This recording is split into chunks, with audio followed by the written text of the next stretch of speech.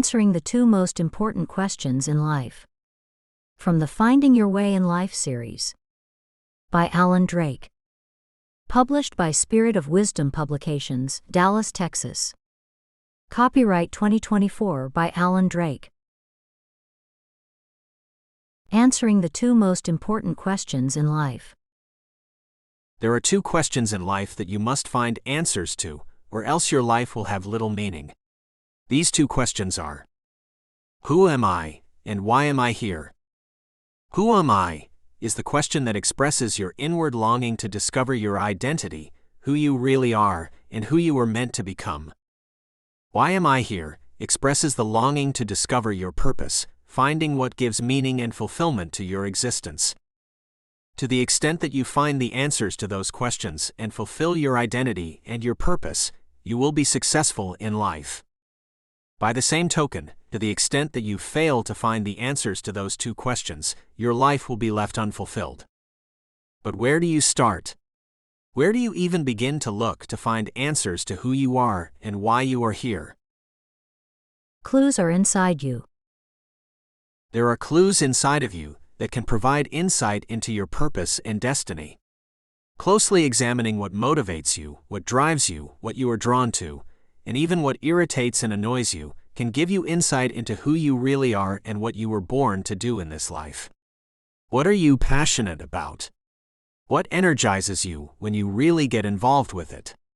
What are your natural talents and strengths? These can all provide clues to help you discover the purpose you were born to fulfill. Know where not to look. You also need to know where not to look for your identity.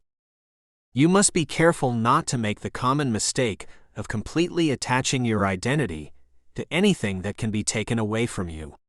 You may devote years of your life to very worthwhile causes, but when that chapter closes and your life goes on without that same involvement in the cause, do you still have an identity apart from the cause? Does your life still have meaning? Who are you then? You may be very popular in your school. You may be involved in many student activities that give you opportunities to feel acceptance, appreciation, and approval. But what happens after that? The day will come when your days in school will be over. Friends may go their separate ways. The same activities will not be available to you. What then? Who will you be then? Will your life still have purpose?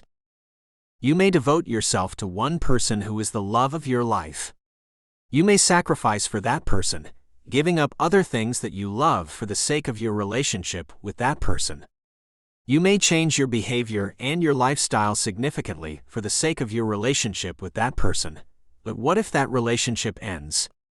What if that person that you devoted your life to leaves you or dies? Who are you then? Was your identity so tied up in your relationship that you don't know who you are apart from the relationship? Does your life still have meaning? You may devote yourself to your family, sacrificing your own desires and comforts for the sake of your children. Your daily thoughts and activities may revolve almost totally around your children. But one day, your children will leave, not because they do not appreciate all that you have done for them, but because it is time for them to begin living more independently as adults and possibly raise their own children. What then? When everything that you have focused on and spent your life working for walks out the door, leaving you behind, what is left? Will you still have an identity? Who are you apart from your children? Will your life still have purpose? Will you still find a compelling reason to go on? You may devote your life to a career, working faithfully for your entire adult life, giving your best years to a job that you may or may not have chosen. One day that job will end. Your days of getting up, getting yourself ready for work, and taking the same route to the same job will be over. Who will you be when you are no longer the plumber, the teacher, or the technician that you worked so hard to be? Who will you be then? Many people who retire from their jobs die shortly thereafter. Will you be one of those whose life has no meaning apart from your work? Will you be able to find identity and purpose in life after work? Anything that you can lose, anything that can be taken away from you, cannot be considered a stable source to give you identity, to tell you who you really are. You must find something inside you that is so intrinsically you that you could lose everything else in life, every relationship, every position, even your physical attributes and abilities, and your core identity would not be shaken. It is possible. You can come to that depth of complete understanding of who you really are. Your real identity, who you really are, cannot be taken away from you. You can never lose that.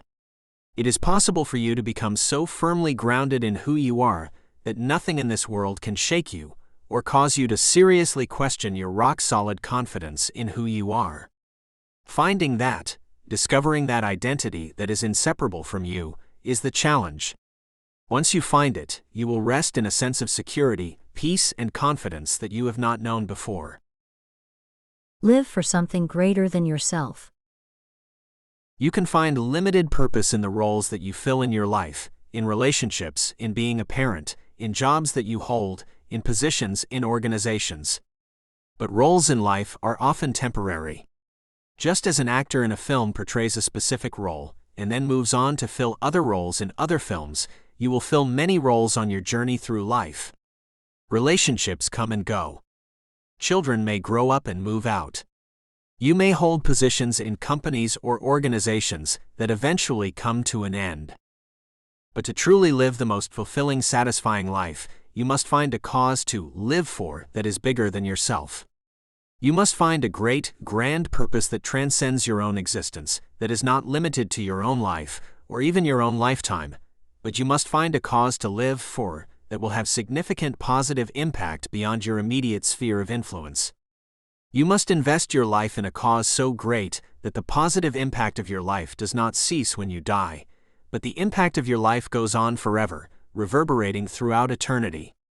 If you truly find your great life purpose, the universe itself will respond to the positive impact of your life. You must find a cause to live for that is bigger than you, bigger than your own life. You must find a cause that is worth exchanging your life for, something that is worth dying for. As Bill Gothard said, if you have nothing in your life worth dying for, you have nothing worth living for. But how can you find the right cause, the right purpose that is bigger than yourself, that is worth sacrificing your life for, that will give you ultimate satisfaction in life, that will give fulfillment and meaning and purpose to your life? Finding this cause, this reason for living, could answer the question about why you are here, but how do you connect with it? How do you find out who you really are, who you were really meant to become, and what you were really meant to accomplish in this life? These questions are bigger than you are. To find their answers, you must turn to a higher source, to someone who is bigger than you are.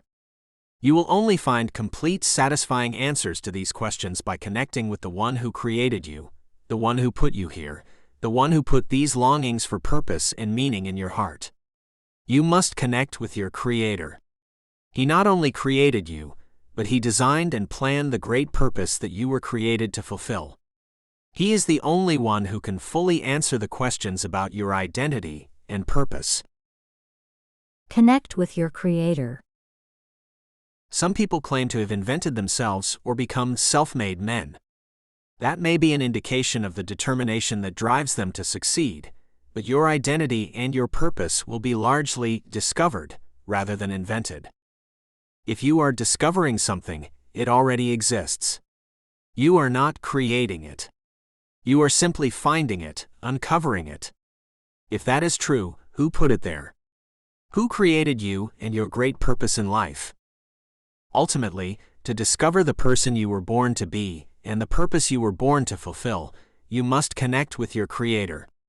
He holds the answers to the greatest questions in your life. He knows the person you were born to become. He knows the reason you are alive. He is the only one who knows you inside out, better than you know yourself, because He made you. All things were made by Him, and without Him was not anything made that was made. In Him was life, and the life was the light of men. John chapter 1 verses 3-4. From ordinary to extraordinary. One day, as Jesus was walking by the lake, He saw two brothers, Simon and Andrew, who were fishermen, casting a net into the lake to catch fish. Jesus said to them, "Come follow me, and I will make you a different kind of fisherman. You will bring in people, not fish." Simon and Andrew immediately left their nets and followed him. Matthew chapter 4 verses 19 to 20. Not long afterward, Jesus gave this same compelling invitation to James and John. Jesus continued walking by Lake Galilee.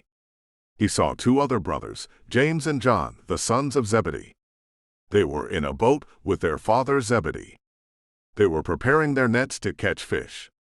Jesus told the brothers to come with him. So they immediately left the boat and their father, and they followed Jesus. Matthew chapter 4 verses 21 to 22. This moment was the turning point in the lives of these men. Before this moment, their lives were ordinary, nothing special, with nothing special to look forward to.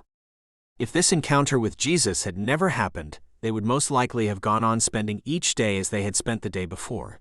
Waking up early, catching fish for a living, cleaning their fishing nets, repairing their boats, selling the fish they'd caught, going to sleep, and waking up only to do the same thing the next day, day after day after day for the rest of their lives, and we would never know they existed. After this momentary encounter with Jesus, these men began to discover their identities and find out that they were meant to live extraordinary lives. They discovered a cause, a purpose to live for, that was bigger than all of them. They would not spend their lives just catching fish. They would change the world. The journey ahead of them was not easy or smooth, but as a result of their journey, the world was changed, and 2,000 years later, we are still talking about them. What made the difference for these men?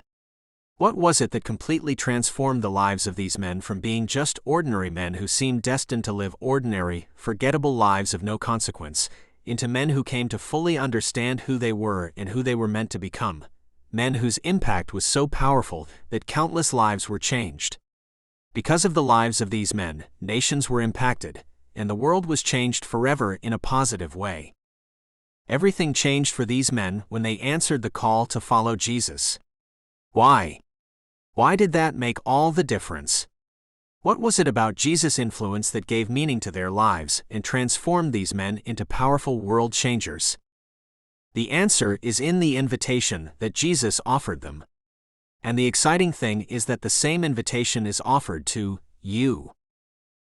The key to finding purpose and identity. The call of Jesus came with a promise of a greater future. "I will make you fishers of men." Mark chapter 1 verse 17. These men immediately dropped what they were doing and followed Jesus without looking back. He promised them an escape, a way out of their boring, ordinary lives, and a great future of adventure, purpose, meaning, and significance that their hearts were longing for. He promised them a life that would make a difference, that would impact people's lives so significantly that they would never be the same. Because these men answered the call of Jesus to follow him, they not only escaped from their ordinary lives that offered nothing of lasting meaning or significance, but the impact they made on countless lives will go on for all eternity. The Bible was not originally written in English. When we closely examine the word follow that Jesus used in the original language, we find that it is usually translated, come. When Jesus said, "Follow me," he was saying, "Come, come now." It is an invitation to respond without delay. It is an invitation to walk together with Jesus through life, to get to know him as a lifelong companion. It is about establishing a relationship with him. When we accept this invitation, everything changes. Suddenly, we are not alone in life. We have a powerful friend who can begin to transform our lives into something amazing, something meaningful, something worth living for. One of the amazing things that happens is that, as we enter into a relationship with Jesus and learn more about him, he responds by revealing to us more about ourselves, our identity, who we were really meant to be, and what we were born to do. As we seek to know him better, we discover more about ourselves. When the Bible says that Jesus called these men, this word call in the original language can mean to call someone's name, to call out to them, but it can also mean to give a name to someone. This means that when Jesus calls you to follow him, he wants to tell you who you are. Part of his purpose in calling you to follow him is so that you can discover who you really are and all that you were meant to become. He wants to help you discover your true identity. There were times when Jesus literally gave new names to people because he understood that they were born to become more than they were at that time. The new name was a permanent sign to them that they were meant for greater things. It signaled a greater destiny than they had imagined for themselves. Peter was one of those who was given a new name by Jesus. Then Jesus asked them, "But who do you say I am?" Simon Peter spoke up, "You are the Messiah, the Son of the living God." Jesus told him, "Simon, son of Jonah, you are blessed. You didn't discover this on your own. It was shown to you by my Father in heaven. So I will call you Peter, which means a rock. On this rock I will build my church, and death itself will not have any power over it. I will give you the keys to the kingdom of heaven, and God in heaven will allow whatever you allow on earth. But he will not allow anything that you don't allow." Matthew chapter 16 verses 15 to 19. You are like Peter. You were born to become more than you realize. You were meant for greater things. Your destiny is greater than you can imagine. The key to finding your purpose and discovering your identity is in answering the call to follow Jesus. Your true life is waiting for you, the life you were meant to live. Are you ready to respond to Jesus' call and trade your ordinary life for a life full of purpose and meaning that Jesus offers? There's no time to waste. God has done all this so that we will look for him and reach out and find him. He isn't far from any of us, and he gives us the power to live, to move, and to be who we are. Acts chapter 17 verses 27 to 28. Answer the call to follow Jesus. Jesus was walking by Lake Galilee. He saw Simon and his brother Andrew. These two men were fishermen, and they were throwing a net into the lake to catch fish. Jesus said to them, "Come follow me, and I will make you a different kind of fisherman. You will bring in people, not fish." So they immediately left their nets and followed Jesus. Jesus continued walking by Lake Galilee. He saw two more brothers, James and John, the sons of Zebedee. They were in their boat, preparing their nets to catch fish. Their father Zebedee and the men who worked for him were in the boat with the brothers. When Jesus saw the brothers, he told them to come. They left their father and followed Jesus. Mark chapter 1 verses 16 to 20. The word follow that Jesus used when he called these men is a word that he only used when he was speaking to groups of people, not just one person. This call to follow Jesus is not exclusive. It is not limited to just a few special individuals. It is open to anyone who will hear and respond. The call was not just for those fishermen that day. He is calling you too. In the past, people did not understand God, and he overlooked this. But now he is telling everyone in the world to change and turn to him. Acts chapter 17 verse 30. When Jesus called those fishermen, his call came with a promise. "I will make you a different kind of fisherman. You will bring in people, not fish." He wasn't asking them to follow him for nothing. They would experience wonderful benefits as a result of following Jesus. In exchange for pursuing a relationship with Jesus, they would discover their identities, who they were born to be, and their purposes in life, what they were born to do. This is what Jesus offers you as one of the benefits of following him. Only Jesus offers this personal relationship and personal guidance to help you find your purpose and discover the person you were really meant to be. You will not find this offer or this kind of help anywhere else. Take him up on his invitation. Following Jesus is your gateway to discovering yourself and your purpose in life. Relationship, not religion. Jesus' call is not an invitation to follow a religion or a message or an organization. It is a personal invitation to follow a person, the person of Jesus. Follow him. Your relationship with him is everything. You may need to forget what you have been taught about religious practices, rituals, and rules. Once you get to know Jesus for who he really is, you may realize that he is very different from what you may have been taught, or what you may have believed about him in the past. Follow the person of Jesus. He is a living, dynamic person. He is the Son of God, and He is calling you to have a vibrant, living relationship directly with Him, with no go-betweens involved. There is no one standing between you and Him, telling you what to do or how to behave. There is just you and Him. No time to waste. Jesus' call is an invitation, but it's spoken imperatively. There are no options to do anything else. It's spoken by Jesus as a command. And the command carries with it an immediacy, an urgency. Come now. In other words, doing something else, not following Jesus, is not an option.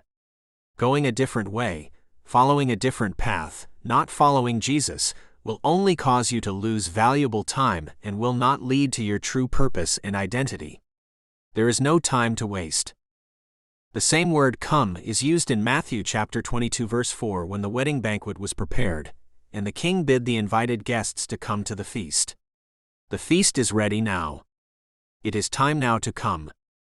Again he sent other servants and said to them, Tell those who have been invited, Look, the meal is all prepared. I've butchered the oxen and the fattened cattle. Now everything's ready. Come to the wedding party. Matthew chapter 22 verse 4. In other words, it's time. Come now. Just like the king who has prepared the lavish wedding banquet, Jesus is not inviting you to a life of misery and regret where you will barely survive on table scraps and starvation rations. He is inviting you to a feast that has been especially prepared with you in mind, to satisfy the deepest hunger of your soul. What is it that you are truly, deeply thirsty for? Jesus calls you to come, follow, and find satisfaction and fulfillment. Jesus stood and cried out, saying, If anyone is thirsty, let him come to me and drink. John chapter 7 verse 37. Come and have your needs met. Jesus' call is not a bullying demand, but a gentle invitation to come and get your needs met. Every time Jesus used this word that is translated follow or come, it was always with the idea of meeting the needs of people that would respond to His call. In different ways He was saying, Come follow me and your needs will be met. Jesus said to them, Come and eat. John chapter 21 verse 12. But many people were coming and going, so they did not even have a chance to eat. Then Jesus said to His apostles, Come with me by yourselves to a quiet place. You need to get some rest. Mark chapter 6 verse 31. Come to me, all you who are struggling hard and carrying heavy loads, and I will give you rest. Put on my yoke and learn from me. I'm gentle and humble, and you will find rest for yourselves. Matthew chapter 11 verses 28 to 29. An invitation to life. Jesus' call to follow Him is not an invitation to slavery, but an invitation to deep satisfaction and fulfillment. It is an invitation to finally discover the life that you were meant to live and the person you were meant to become. The same word is used in Matthew chapter 25 verse 34 to invite those who are blessed by God to enter into the kingdom that had been prepared for them with all its glorious wonders. Then the king will say to the godly people on his right, Come, my Father has great blessings for you. The kingdom He promised is now yours. It has been prepared for you since the world was made. Matthew chapter 25 verse 34. Meet the person who understands you best. Jesus' call is an invitation to finally meet and get to know the one person in the entire universe who understands you and your needs more completely and intimately than anyone else could, better than you know yourself. As the woman at the well exclaimed, Come. See a man who told me everything I've ever done. Could this be the Messiah?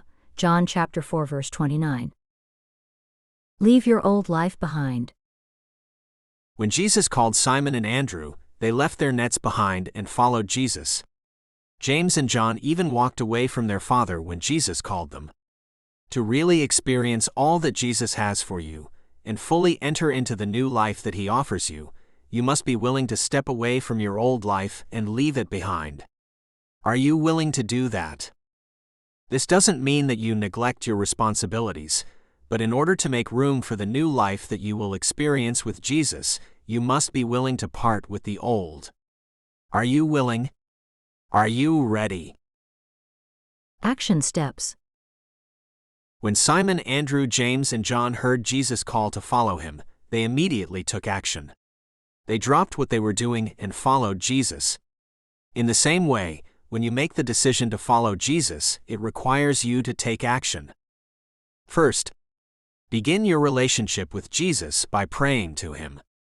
Tell him that you have made a decision to answer his call to follow him. Talk to him in your own words. You can say something like this: Jesus, I choose to answer your call. I choose to follow you. Then, learn more about Jesus by reading his words, the Bible. If you do not own a Bible, you can read it online in your own language for free at www.biblegateway.com or download the app. Next, spend time with Jesus. Get to know him and draw closer to him by praying to him. Talk to him as you would talk with your best friend. And finally, he will lead you. Trust him. Follow where he leads, and you will experience new life. Give the Lord a chance to show you how good he is. Great blessings belong to those who depend on him. Psalm chapter 34 verse 8. Thank you for listening to this audiobook.